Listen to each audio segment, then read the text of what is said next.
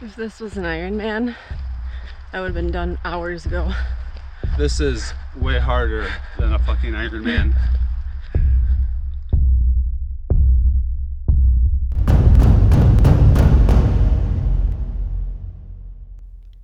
The Kettle 100 was more than we could have imagined. The day had no shortage of beauty, rain, mud, great people, and willpower. Everything began 2 days before the race, with last-minute packing and panicking. It's Thursday. We have 2 more sleeps before the 100K. We have a lot of things to do, including a fresh coat of pink. I got a little secret for you. The pink is not natural. I have to freshen it up every... She dyes her hair. I have to freshen it up every few weeks, and this was the day that I had to do it. So here we are with some pink simmering in there and lots of gear. Yep, slowly getting boxed up. I'm going through and taking photos of everything in my bags, so when I panic and think, crap, did I put shop locks in my drop bag for McMiller? I can check. That, FYI, is a triathlete pro tip. Pro tip. All right, so walk us through what you're doing. What is your plan? Just, you don't have to like give like every microscopic detail. Just give us an overview of what your bag plan is. Okay. This is for the crew bag for our friend Melissa, who's crewing for us. It's gonna have refills for nutrition, carb mix, and change of clothes, including everything down to shoes and socks. Okay, which stations will you be having bags? I am only going to have 2 bags. I'm gonna have one at 20 miles, which is McMiller, and then I'll be having 1 bag with Melissa, who is gonna meet us at Skeppernong, and then she'll actually be there again at McMiller. So I'm kind of doubling down on the whole McMiller thing. All right. So what are you going to have at your first bag?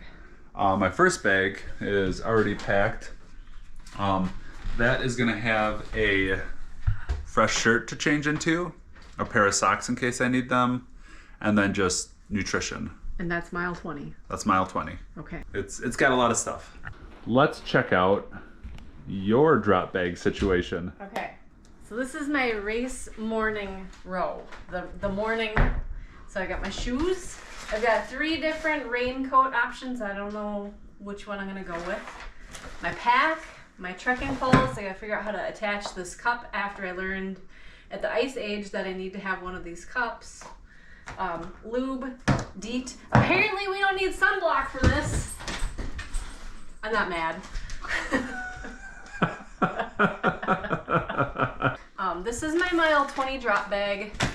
I packed a throwaway bottle, it's empty, so that I can easily mix my scratch in it, shake it up, and then throw it in my soft glass. I have a throwaway pair of socks. We are going to start with some rain, so I probably will be using these.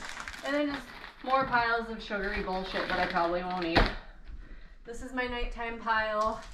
I have a t-shirt, a long sleeve.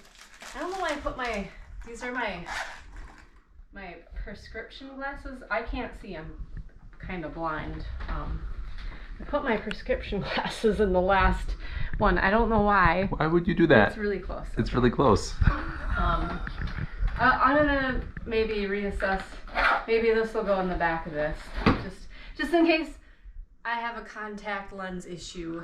Oh. It would be nice to be able to see the roots and the rocks. Rocks. Yeah, that's pretty much my plan. We've got a pretty good plan. Oh, we forgot to make, you know how like when we watch other people do these things and they have like pie charts and Spreadsheets yeah. and... Yeah, okay. We need to press pause and come back with some spreadsheets. Though we only live an hour away from the Nordic Trailhead, we rented this great little Airbnb right on the lake 20 minutes away from the race start and packet pickup. This eliminated us having to drive in on Friday to get our packets, back to Madison, and then back to Nordic on Saturday morning. This charming cabin was the perfect pick to relax and unwind before the race start, and get cracking on our spreadsheets. We made this map, which is probably to scale. Probably. We both worked pretty hard on this to make sure we were gonna have all of our possible situations covered. So, yep, we're gonna start and we're just gonna do. There's confusion corner, but there'll be volunteers there, so we won't be confused. Yeah, and we've got reminders to eat about every Every 5 centimeters, 2 centimeters. 2 centimeters, or 3 miles on this beautifully to scale map. Yep. After our very organized spreadsheet shenanigans, we went to go grab our packets.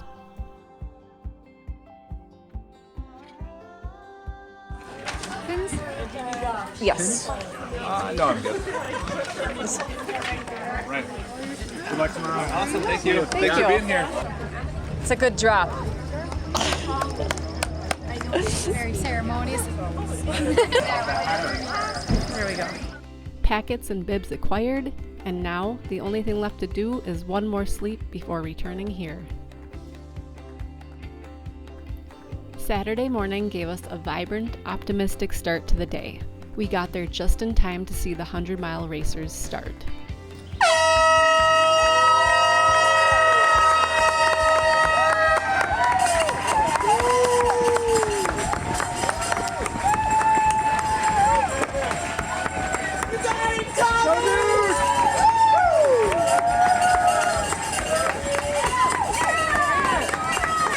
Hey, Paul. Hey, go get him, Ben.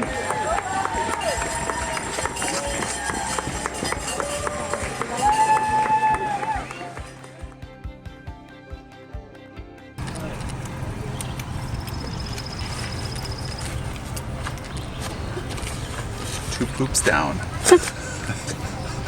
One more to go. Did you? No, there's no need today.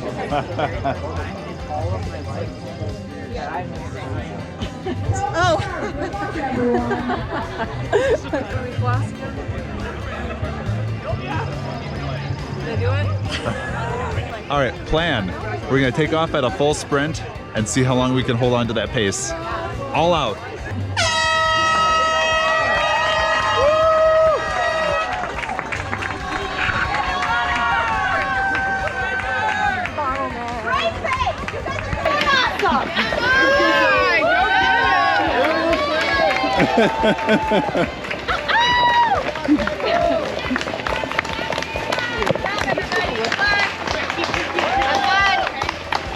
Oh yeah, I have way too many fruit snacks in my butt pocket.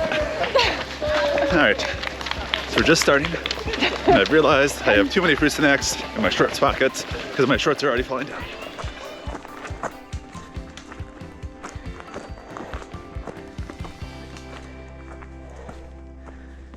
What is this brightness? Yeah. Here, you said that was the only sun we were going to see this morning, Stina. I think you lied. I see some blue sky. Yeah. First rookie mistake of the day. First aid station. I grabbed a cup of Coke, and I have this little guy, and the lady's like, "Do you want to use your reusable cup?" Whoops. Foul play. My bad.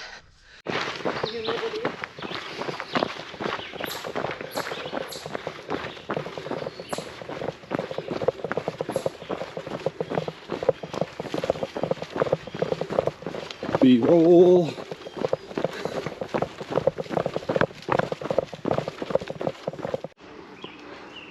This grueling climb is called Bald Bluff. I've been told it has 400 feet of gain in about a third of a mile.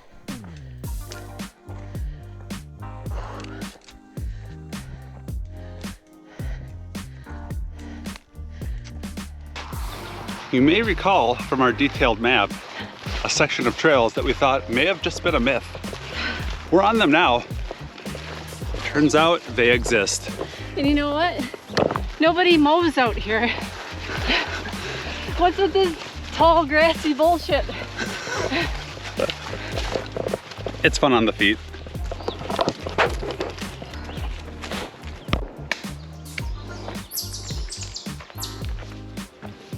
What are you thinking? Not a lot. Well, that's some good TV right there.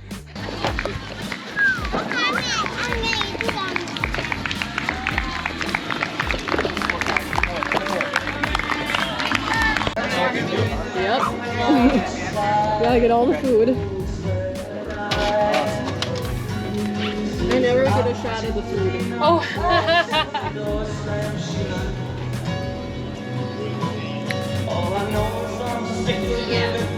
Your hands are so sticky by the end of the day. Yeah. You're just coming for food or? Awesome. Thanks for being here. You're welcome. Hey, good to see you, Adam. Are you gonna be here for a while? Yep. Which way are we going? Oh, that way? Yeah, we're gonna go that way. Why is he gonna leave? He's just gonna get in the car and go. Okay, so I just left the McMiller aid station about mile 19.5. I thought John was right behind me, but it's been about a mile and I don't know where he is. I'm assuming he'll catch up because I'm not moving very quickly, but the aid station perked me back up. I got tater tots, I got a grilled cheese, a piece of bacon, half a donut, which I really, really needed. I've not been eating any of the food that I brought. You should have had a look John shot me when I told him that I hadn't eaten yet and we were at like mile 16. He did not like that. So hasn't downpoured, which is great. It is very humid. I wish I would have got maybe one more sauna session in, but we'll make do. More grilled cheeses, more donuts, keep moving forward, and hopefully John catches me. Rejuvenated from the last aid station, John caught up, passed me, and pulled me along as it started to rain and we navigated through the start of muddy trail conditions.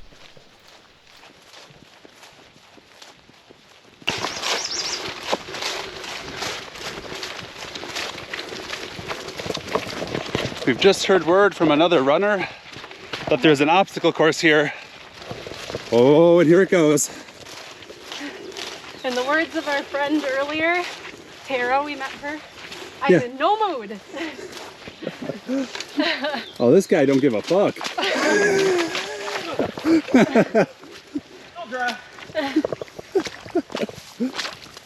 Oh God, what do I do?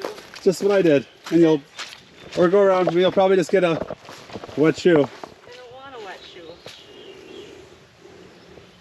Oh, this is the wrong way. I can't get across. You just gotta walk on the logs. There's like, oh, how am I gonna get to the log? I can't even get there. Just run through it. No, I did last Saturday for 3 hours.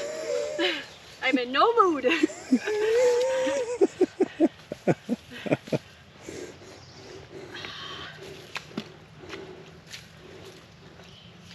My core is so sore already. Brian Henke would be so proud.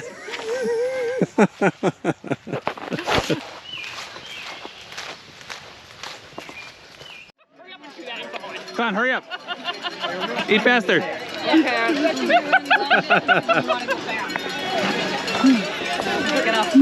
had to walk all that. Awesome. So glad you guys came out. Right there, that in here. Yeah. back this way. Do you need the other one? You don't have I another. don't have another one. Okay. Anything else out of your bag? Take anything from you? 5 miles about. You have to go do the little loop and then you come back through here. We'll be here. We'll be here. We're wet. set up right there. I don't think he does. Sorry, I got a lot of attitude. These are our friends who came out to crew. This rain is God's gift to us. Here, smile, guys. Smile. Thanks for crewing.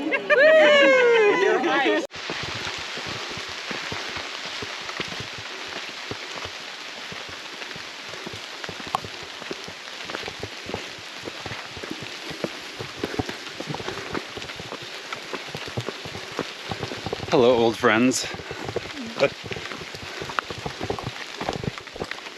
Are you still recording? Yeah.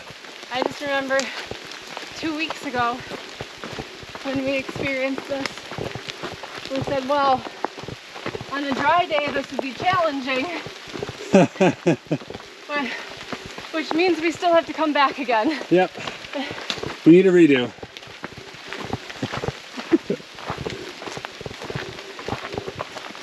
Alright, so we've got our downpour. Got our meltdown. What was the meltdown? I'm too slow for this sport. But I think you need to embrace slowness in this sport and just enjoy the day. I'm too slow. I don't like this. Stina wants to be sprinting 100K. Yes. So we've had our downpour, so now on the descents, so now we get to walk uphill and downhill. It's a real treat. I figure I should probably check in here too. You know, I'm fine. Whatever. Things hurt. I'm having some minor stomach cramping, Oh, me too. but so far my hips held together, Too much coke. and my spirits are still high. So Nice. you just gotta keep on doing that. Okay, I don't know what aid station we just left. The one with our friends. Yeah, our Scuppernong, ZZ, I think. our crew friends helped us out. Oh, I feel so better. Do you? So much better. So better. I look like a hunchback. Look You at do, me. but you're protected from the rain. Eh, A little bit. I grew a hunchback at mile 30. Yeah, I got cold. I'm cold, so I need to like run, but like, obviously running is hard. Yeah. But we just had a cheeseburger and some Rockstar. Oh yeah, we had an energy drink. And a morale boost. Yeah. Oh, and I refilled all my snacks. Well, we changed shirts. Yep. Oh, yep. Oh, I just turned this on to say that at that stop, I set the GoPro down on a cooler, and I think I just recorded John's ass. So, how was it? Enjoy that.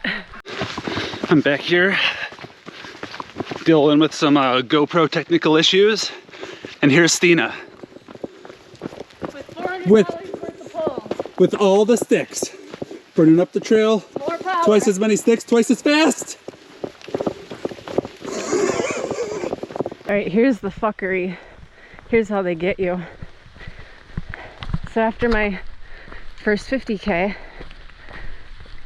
it was, half the trail was covered in mushy snow. So today, first 100K, and the second half is all greasy mud. So here's the fuckery. I already know. Next week I'm gonna be like, boy, what would it be like to do that distance on dry trails? And then I'll accidentally sign up for another dumbass 100K. But in the moment, this is dumb. This is dumb, dumb, dumb.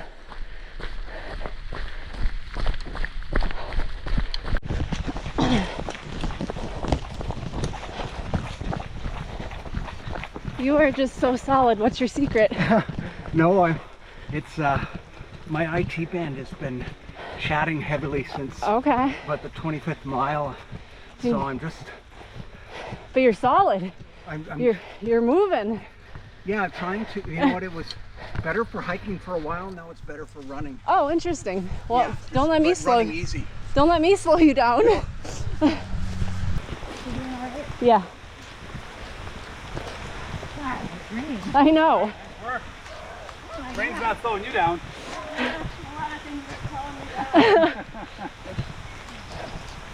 Here we are on our 12th downpour of the day. It's a light, refreshing rain. It's so refreshing. Well, we're almost to Brady's Rocks. Oh, good.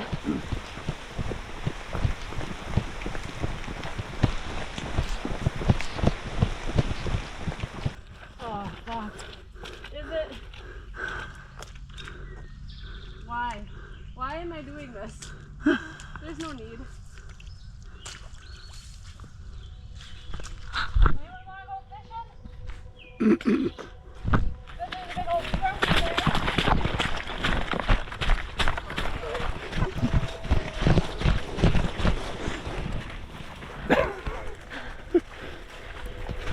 go fishing. Let's just, I mean, we could tie some line to these. I want to go sit in a boat.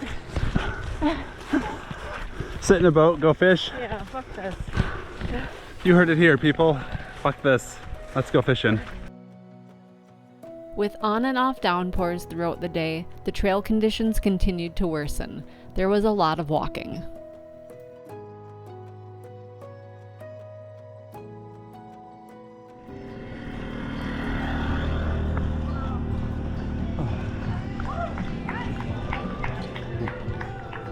When I coordinated with Melissa for our crewing needs, I said I'd be good with just mile 30 and 35 support. Her and Andrea were so supportive and generous to meet us at the next crew access point, mile 45. They handled our dirty, wet, grubby feet. There are not enough ways to express how thankful we are for their help. I'll work on your toes here in a second. I know I gotta get them in there. I'm sorry, I don't want to jam my foot in your face. No, you're good.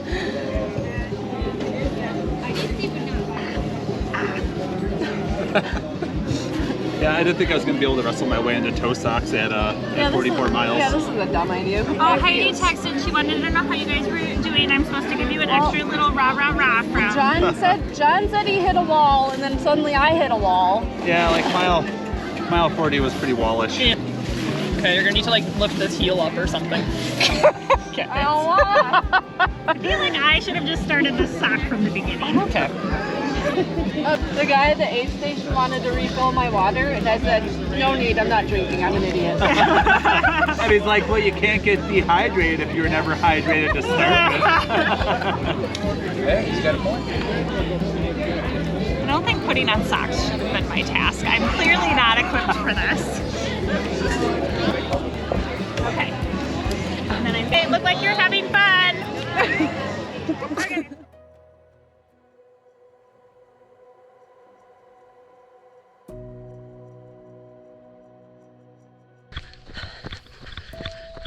Mile 45.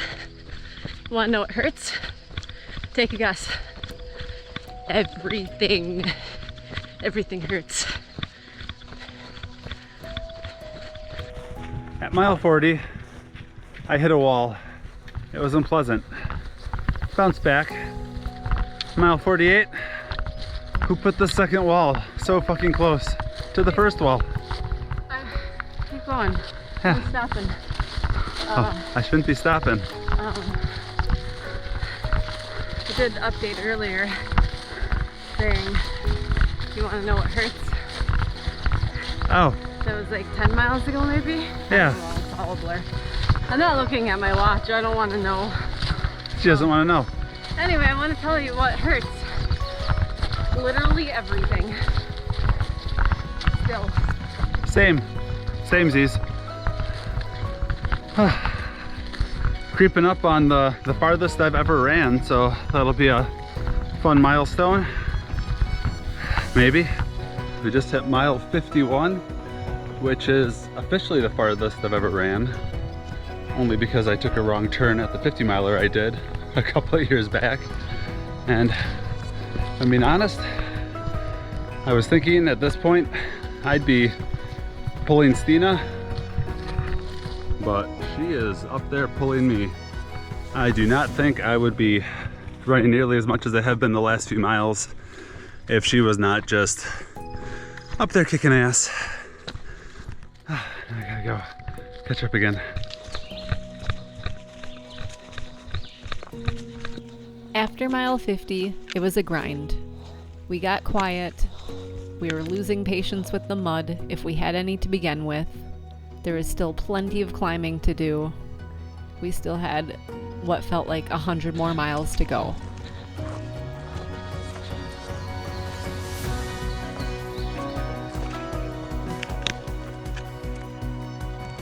And then the sun was sinking low behind the trees.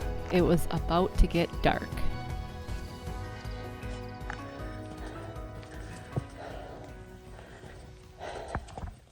It's headlamp o'clock. I don't know how far we are, but we're getting closer. John's having some nausea. And big surprise, everything still hurts.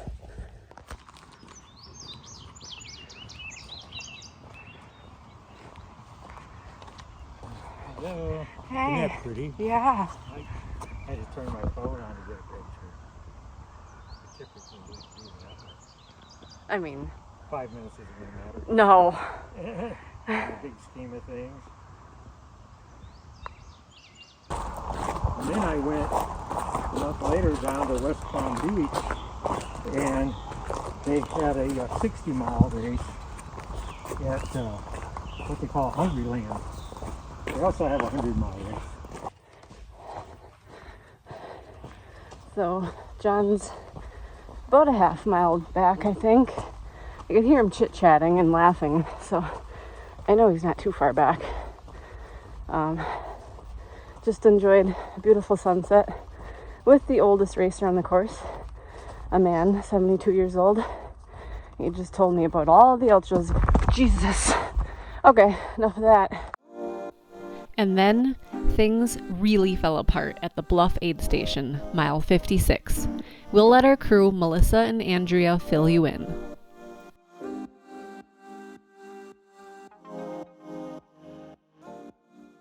I'm Melissa, And I'm Andrea. and we were crewing for Stina and John the day of their 100K race. And we had arrived at the Bluff Road aid station, where I don't think that they were expecting us to be. They had kind of told us we could go on our merry way after the 55-mile stop. So it was kind of 45-mile stop. So yeah, we decided to stay, and we were invested in their finishing at that point. So we arrived at the aid station at about 7 o'clock, thinking that they were going to be there at about 7:30 to 8 o'clock, and we had our books, we had blankets, we had chairs, we had all their stuff, we had a fire, we had two great looking guys to look at.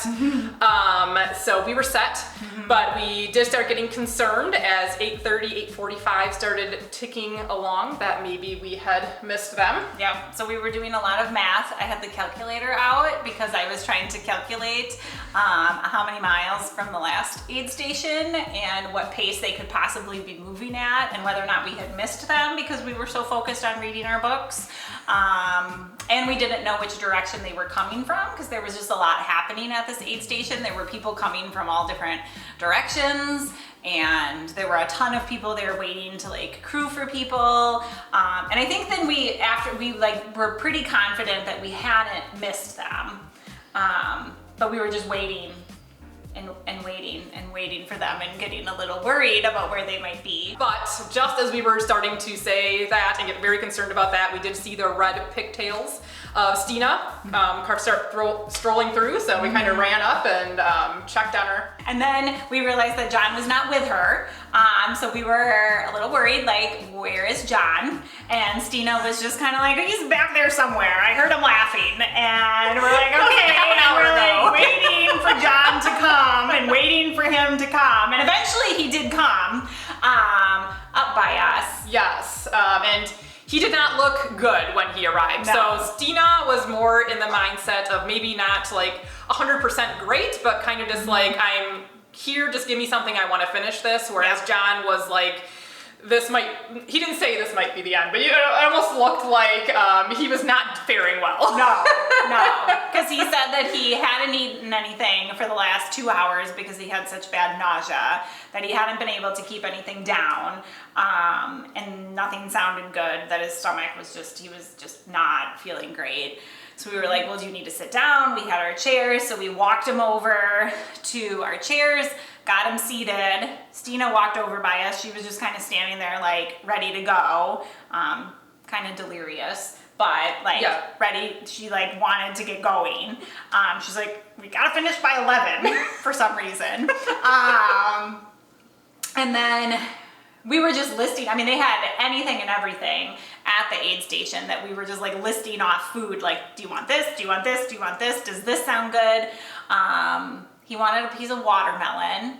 Yep, took us up on the broth. Yep, the broth I think helped. Yep. I kept bringing him like several cups of broth to see if he would like drink more of it. Yep. And then the tater tots sounded good, so we got him some tater tots. And then Stina was ready to go, and she's like, "Can we take these like tater tots to go?" And so I was trying to get her to eat tater tots. John was eating the tater tots. We got fresh tater tots for them to take with them.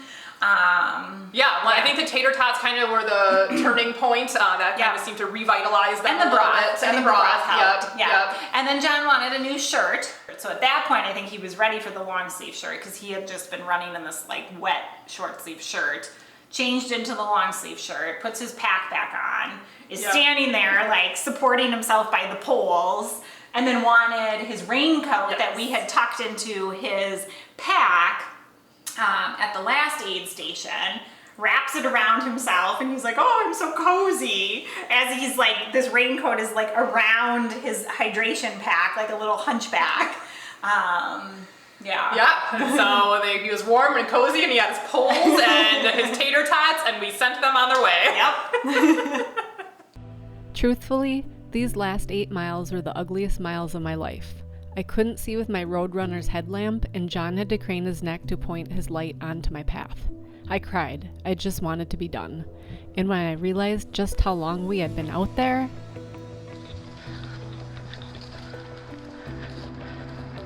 If this was an Ironman, I would have been done hours ago. This is way harder than a fucking Ironman. John said he saw some red lights ahead. The parking lot was right there, and we were so close. As we got closer, he realized, Those aren't tail lights. Those are timing clock lights. and this is what we captured of our finish, clearly on empty. We had nothing left but willpower on this beautiful, muddy, memorable day and night.